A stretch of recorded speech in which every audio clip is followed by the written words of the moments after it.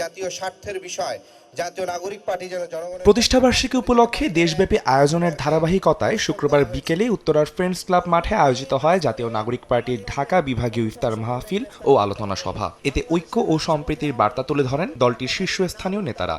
জাতীয় নাগরিক পার্টি দেশের সামাজিক ও রাজনৈতিক বাস্তবতা তুলে ধরে কেন্দ্রীয় নেতারা বক্তব্য দেন। তারা বলেন, দেশের মানুষের ভাগ্য পরিবর্তনে কোনো দৃশ্যমান পদক্ষেপ নেই সরকারের। স্থানীয় সরকার নির্বাচনকে সামনে রেখে দলকে সুসংগঠিত করতে জেলা প্রতিনিধিদের প্রতি আহ্বানও জানান তারা। এখানে জয় বাংলা ছিল, সেখানে জিন্দাবাদ লাগানো হয়েছে, কিন্তু দেশের আসলে কোনো পরিবর্তন হচ্ছে না। দেশের যে সামগ্রিক পরিস্থিতি, সেই পরিস্থিতি নিয়ে আপনারা সচেতন থাকবেন।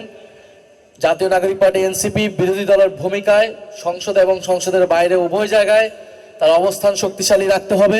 আমাদের জন্য মানুষ মুখিয়ে আছে, আমাদেরকে সমর্থন দেওয়ার জন্য, আমাদের সাথে থাকার জন্য আমাদের তাদের কাছে পৌঁছাতে হবে।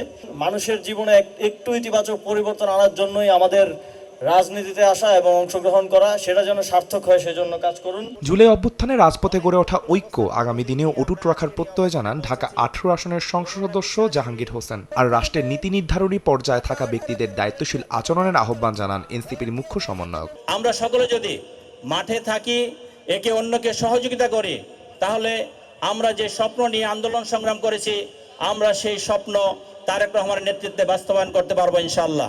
দর্শন বন্ধ করেন, বিচার করেন, রিফর্ম অ্যাসেম্বলি করেন। উচ্ছৃঙ্খলভাবে গাড়ি চালাবেন না। বাংলাদেশের মানুষ ধীরে সুস্থভাবে চায়, যারা ড্রাইভিং সিটে বসেছে রেকলেস ড্রাইভার হবেন না। এ সময় জুলাই সনদ অনুযায়ী দ্রুত সংস্কার প্রক্রিয়া শুরু করার দাবিও জানায় এনসিপি। মাঠে থাকতে হবে নারী। আদনান তুর্য, সময় সংবাদ, ঢাকা।